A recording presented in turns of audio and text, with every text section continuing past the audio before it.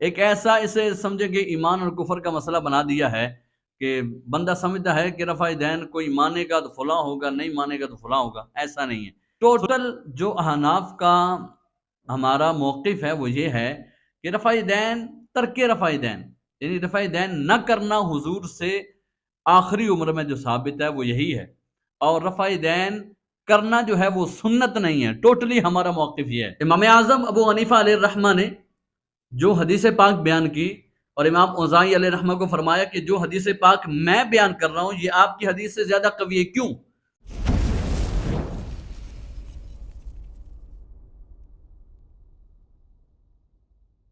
بسم اللہ والحمد للہ والصلاة والسلام علی رسول اللہ۔ بڑے بڑے مناظرے آپ نے دیکھے ہوں گے، اور ہو سکتا ہے کئی مناظروں میں جانے کا اتفاق بھی ہوا ہو آپ کا۔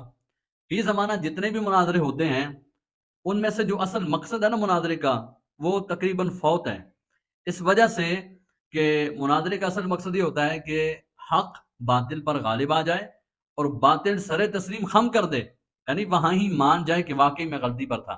لیکن موجودہ جو مناظرے ہوتے ہیں وہ تقریباً ہٹ درمی یا پھر ایک دوسرے کو نیچا دکھانے والے ہوتے ہیں۔ لیکن جس مناظرے کی بات آج میں کرنے لگا ہوں نا، اصل مناظرہ اسے کہتے ہیں، اور یہ کوئی عام شخصیات کے درمیان مناظرہ ہوا بھی نہیں، یہ بڑی معتبر اور معتمد شخصیات کے درمیان مناظرہ ہوا۔ میں بات کر رہا ہوں حضرت سفیان بن عیینہ رضی اللہ تعالی عنہ۔ آپ روایت کرتے ہیں کہ ایک دفعہ امام اوزاعی اور امام اعظم ابو حنیفہ علیہم الرحمہ، ان دونوں حضرات کی مکہ مکرمہ میں دارالحناتی میں ملاقات ہو گئی، اور امام اوزاعی جو تھے، آپ امام اعظم رضی اللہ تعالی عنہ سے کہتے ہیں کہ آپ رکوع میں جاتے وقت اور رکوع سے اٹھتے وقت رفع یدین کیوں نہیں کرتے؟ رفع یدین فی زمانہ سمجھے کہ ایک بڑا گمبھیر قسم کا اسے وہ موضوع بنا دیا ہے، حالانکہ اتنا گمبھیر قسم کا بننا نہیں چاہیے تھا۔ ٹوٹل جو احناف کا ہمارا موقف ہے وہ یہ ہے کہ رفع دین، ترک رفع دین، یعنی رفع دین نہ کرنا حضور سے آخری عمر میں جو ثابت ہے وہ یہی ہے، اور رفع دین کرنا جو ہے وہ سنت نہیں ہے۔ ٹوٹلی ہمارا موقف یہ ہے۔ لیکن ایک ایسا اسے سمجھے کہ ایمان اور کفر کا مسئلہ بنا دیا ہے کہ بندہ سمجھتا ہے کہ رفع دین کوئی مانے گا تو فلاں ہوگا، نہیں مانے گا تو فلاں ہوگا۔ ایسا نہیں ہے۔ سنیے، امام اوزاعی علیہ الرحمہ آپ فرماتے ہیں کہ آپ رفع دین کیوں نہیں کرتے؟ رکوع میں جاتے وقت، رکوع سے اٹھتے وقت کیوں نہیں کرتے؟ امام اعظم ابو حنیفہ علیہ الرحمہ فرماتے ہیں اس لیے نہیں کرتے کہ حضور سے یہ ثابت نہیں ہے۔ امام اوزاعی حیران، آپ فرماتے ہیں کہ کیا حضور سے ثابت نہیں ہے؟ آپ یہ کہہ رہے ہیں؟ سنیے حدیث، میں آپ کو حدیث پڑھ کے سناتا ہوں، پھر بتائیے گا کہ یہ حضور سے ثابت نہیں ہے۔ حدثني الزهري عن سالم عن أبيه عن رسول الله صلى الله تعالى عليه وآله وسلم أنه كان يرفع يديه إذا افتتح الصلاة وعند الركوع وعند الرفع منه۔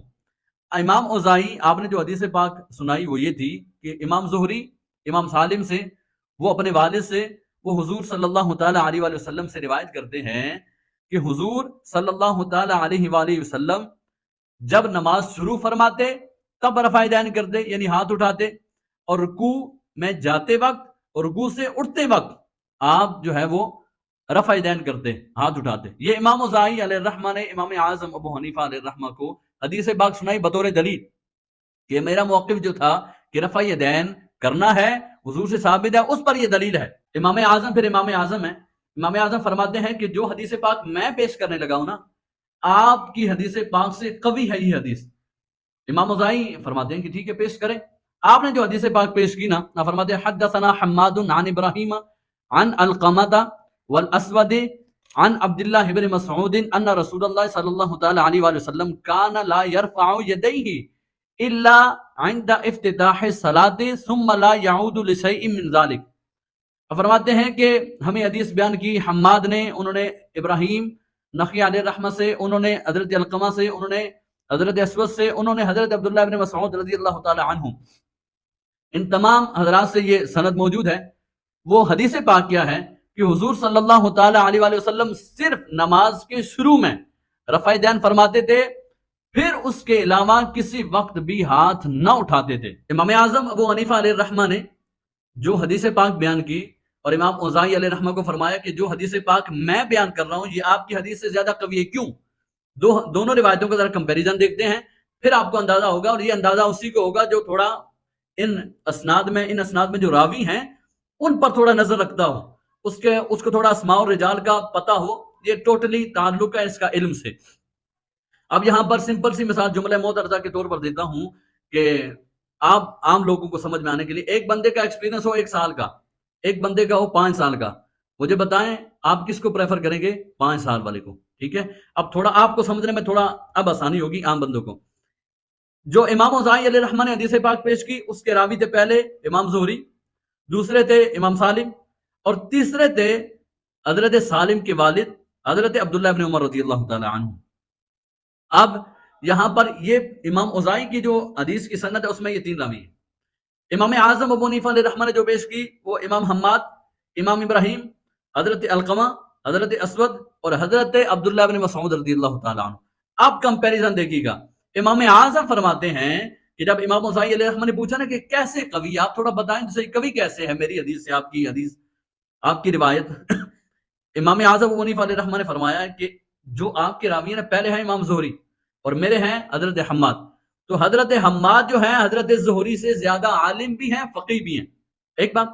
دوسرا، آپ کی حدیث کے جو دوسرے راوی ہیں وہ حضرت سالم، اور میری حدیث کے جو دوسرے راوی ہیں وہ حضرت ابراہیم نخعی، تو حضرت ابراہیم نخعی حضرت سالم سے علم و فضل میں بھی بڑھ کے ہیں اور زیادہ عالم بھی ہیں، فقیہ بھی ہیں۔